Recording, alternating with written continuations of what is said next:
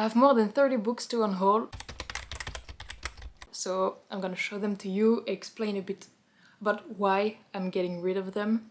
I have 3 different piles in front of me. One pile of books I've lost interest in, the second pile is the DNFs, and the third pile is just books I've read and I don't want to keep them on my shelves. So let's start with the lost interest. I only have 3 of them.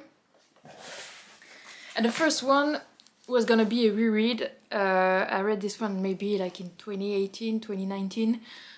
But I lost interest in the rereading experience, and it's The Deal by L. Kennedy. I remember a bit of the story, and I don't know, I just lost interest, so yeah, goodbye to this one.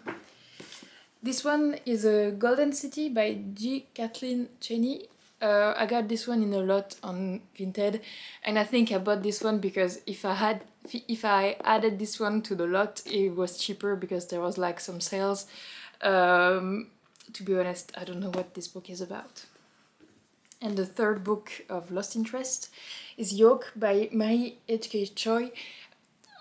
Actually, I tried to read this one, maybe I read 10 pages of it, but I won't count it as a reread because it's only 10 pages. But I felt like the main character was a bit pretentious, and I didn't want to read a story about a pretentious character, so yeah.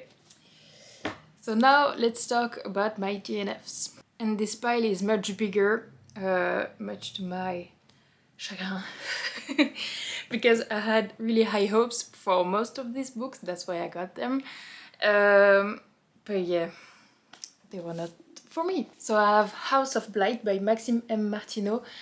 This one I think I read maybe 50 pages and I realized that I didn't feel anything, and we were supposed to like root for the main character, for her life, and I didn't feel anything. And then I read some reviews on Goodreads and they're like that the title is pretty spoilery, House of Blight, and then I could guess the whole story and I wasn't interested to continue it. Yeah. This one also was a big disappointment. It's The Wind Weaver by Julie Johnson. In this one I think I read 80 or 100 pages, and again, nothing happened in this book. I like the beginning. The first few first pages were so good. It like set up the story, it was very good. But then for 80 pages they're just going on a horse. We don't know why, because the other character doesn't tell us, or the other character doesn't tell anything, so you're just like, okay, I'm on a horse. Nothing happens. So yeah, I was quite disappointed with this one. The How Not to Marry a Duke by Tina Gabriel. I just, again, didn't feel anything with this book, and it's maybe a common theme with on my DNF, because I mean, like, not a big reading slump, but I have a really hard time connecting to the characters, to the stories, but I tried to give it my best. So I think in this one I read, again, more than 100 pages, but I just couldn't do it anymore. In this one it's you follow a woman who has like animals and she lives in a cottage, and the guy is her neighbor and is annoyed by the animals making noises, and that's how they met. This one, Road to Ruin by Anna Lee. I don't know if you know, but sci-fi is not my genre. To me, I have a really hard time reading sci-fi, but I really want to like reading it. So that's why I got this one, especially because it's like also a polyamorous relationship. So it's like, I don't remember if it's in our world in the future or if it's in another world, but basically there's like different cities but under domes, and you have people who travels between the cities, but it's quite dangerous because it's not protected, and that's the main character. She's a messenger, and the prince from one city is messaging the princess of the other city, and so the main character falls in love with the both of them, and that's why I wanted to read it, but the language, the sci-fi language was too much for me, and it's like new words you're supposed to know, but yeah, sadly it's not for me. This one, I was quite disappointed, but it's not a fault of the book. It's just because I know too much of this story. It's Morgan is My Name by Sophie Kitsch. So it's about Morgan, the half-sister of King Arthur. But the thing is, I know a lot about the Arthur legend. I read a lot of books about it, and also it's not part of the French folklore, but it's like it's in Brittany, so in Britain is in France, you know. So I know a lot about this legend, and again I think I read maybe 45 pages and I learned nothing new. Not that I should have learned anything new, but this book didn't add anything to my experience of this story, which is a shame because it's supposed to be a feminist retelling, because Morgan in the story is I don't know how to say it. She's like made as the villain of the story when she's like one of the victims, which is why I wanted to read this story. But yeah, that's not the fault of the book, it's just that I know too much of this story already. The next one, I'm really sad about it because the book is so beautiful. And it's The Enemy's Daughter by Melissa Pott. So first of all, you have the cover, which is from an artist I discovered like a month ago. I will leave the username here. But yeah, you have this cover, but then you have those sprayed edges, and it's so beautiful. And even if it's plain, I really like this color. So yeah, I had really high hopes for this book because I wanted to keep this one on my shelves, but unfortunately it was a DNF. In this one, it's like, again, not post-apocalyptic, but actually we don't really know because the world building is non-existent. The character's description is also non-existent. If you didn't have like the cover to have a guide, you wouldn't know what they look like. You're like dropped in the middle of the story, but you're supposed to know everything of why there's different like factions being at war. You're supposed to know why. You're supposed to know like the laws. You're supposed to know about everything, and you're like, I don't know anything. And I think in this one I read 60 or 70 pages, and I was like, I can't do it anymore. And I feel like on Goodreads, that's the opinion of a lot of people, the fact that there's no description, world building, or explanation. And it's a retelling of Tristan and Isolde. I'm not very familiar with this legend or story, so I don't know if it's very representative of that. But yeah, I'm quite disappointed by this one. The next two are the first two in the series. It's just DNF the first one. So it's Godkiller and Sunbringer by Anna Kenner. So I get these two again on Vinted, pretty cheap, from the same seller. And again, I was very excited to read this one, but I felt like the story kept me like at arm's length. I wasn't really interested in what happened, and yeah, I don't know, I didn't feel really connected with the words and the story and the characters. So yeah, getting rid of this too. The next one. I don't know if it's controversial or not, but it's Reruns It Back by Liz Stomfordy. So I DNF the first one in this series, read the second and the third one, and the fourth one. I read, so DNF the first one and DNF the last one, and I read the three between the two. And I was excited because in this one you follow Rio, who's a character we've met. I don't remember if it's since the first book or if it's during the second, but it's a character you've followed for a long time, and you're quite excited to have his story. And the thing to me is, I tried twice to read this one, so that's how much I wanted to read this book. But to me, the personality he had in the other books, he kind of lost it in this one. It was quite bland. He didn't have any joke, he wasn't very funny, he didn't have any depth, because in the other books he's considered like quite like one of the girls, because when there's girls' night he's there. But yeah, in this one I didn't feel anything, and with the other main character it was a bit of the same, and you knew that so in this one it's a second chance romance, so you knew with the way that it talked about it, it was like the first time they broke up was due like to miscommunication. And when I was researching on Goodreads the reason why they broke up the first time, I was like, okay. So yeah, I lost my excitement to read this book at around 80 or 100 pages, sadly, but yeah, this book was not for me. Then the last book I DNF'd it yesterday morning.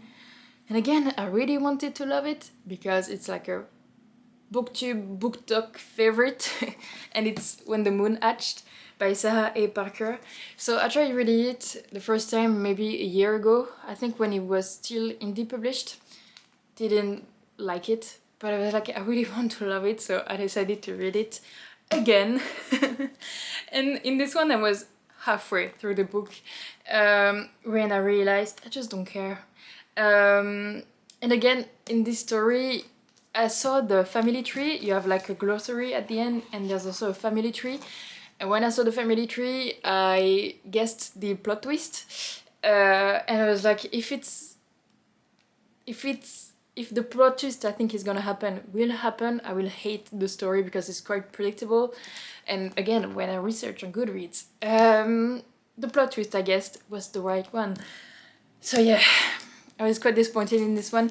And also, I felt like the author used a lot of words, but she didn't say a lot with all those words. So yeah, this book was not for me. Another book when you're dropping the story and you're supposed to know everything with new words, new characters, and you're like, actually, I don't know anything. And it's Breaker by Victoria Eviard.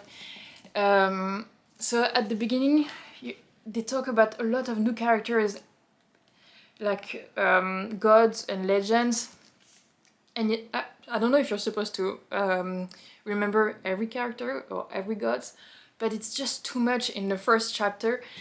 And then again, new words are introduced, like fake words, and there's no explanation. I don't understand. Author wants readers to know the words when they are fake words, and there's no like context clues to guess what the words could be. So yeah, this one I DNF'd it pretty quickly. I think it was 20 pages, but I was like, no, I don't understand. This one, An Air Comes to Rise by Cici Peñaranda. I DNF'd it at 80 or 100 pages. Just nothing happened again in this book. And you're supposed to feel like you follow this main character, and you have another main character, a guy, and you're supposed to feel like they are the big bad guys of the country, and you're supposed to be scared of them. But she talks to him like they are friends, or very rudely, and nothing happens, and you're like, aren't you supposed to be like bad? Nothing happened, so yeah, DNF this one. I have 2 more DNFs. This one by Viviane Lorette, Never Seduce a Duke. Just quite bored by the story, and again, miscommunication, not interested in that. And the last DNF is Light Lark by Alex Astor. So I was already on BookTube when like the whole debacle about Light Lark and being an industry plant, blah blah blah, boring. So yeah, I saw the whole shebang happening, and at the moment I didn't feel like picking up this book. But then I read Summer in the City, which is the adult contemporary romance debut of the author, and I enjoyed it. So I was like, you know what, I will also read this one. Tried it. Again, no explanation, or like very convenient decisions made by the characters or by the story, and you're like, okay, so yeah, DNF this one, bye bye. And now for my last pile, it's just books I've read and I don't want to keep on my shelves. So I have The Lost Apothecary by Sarah Penner, The Inheritance Games by Jennifer Lynn Barnes. Actually, I read this one maybe like 2 or 3 years ago, but when I ordered some books on Vinted, the book I bought was damaged, so the seller was like, I put another books in the package, so you have 2 books instead of one with damage. I was like, okay. So I got this one, but already read it, don't want to keep it on my shelves. I have Enchanté by Gita Trellis. I have Spark of the Everflame by Pencold. This one was a reread. Actually, Enchanté aussi was a reread, but this one was a reread, and maybe I will reread the other books in the series, but not physically. So yeah, not keeping this one. I have These Hollow Vows by Lexi Ryan. Again, read it, don't want to keep it. I have Falling Kingdoms by Morgan Rhodes. Actually, this one, I had it on my bookshelves, but then I realized I don't want to keep it because I'm not gonna reread it. If you don't know, I keep books on my bookshelf if I know I want to reread them, otherwise I get rid of them. And this one, I think I read it 7 years ago. I read the whole series in a week. I think there's like 6 or 7 books. It's like YA Game of Thrones, but like upper YA. But yeah, don't feel like keeping this one. If you've seen my series review, I read all of these, and also I think there's like 3 or 4 other books, but I read them on my tablet. But yeah, getting rid of all these ones. They're by different authors. Getting rid of Wild and Wrangled by Lila Sage, which was a big disappointment to me. I loved the third one, but this one was sadly a no for me. The Tenant by Frida McFadden, first book by this author that I've read, probably the last. Shadows of Feridia by Nikki Robb. Enjoyed it, probably won't continue in the series, but I still recommend this one.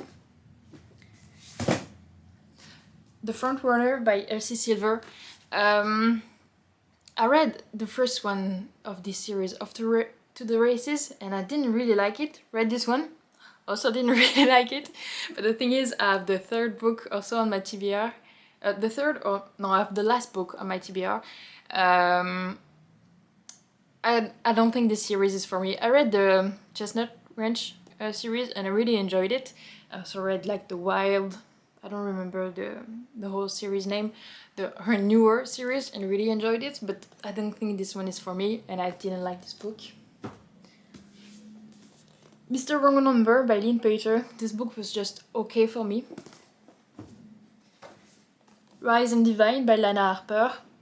This book was a book for me. To me, just a book, nothing special. And lastly, we have Morbidly Yours by Ivy Fairbanks. Again, it was just a book. Getting rid of this one. So yeah, that's it. That's my unhaul. Let me know if you have read any of these books. If you like them, didn't like them, unhaul them like me. But yeah, that's the end of the video, and I see you in the next one. Bye.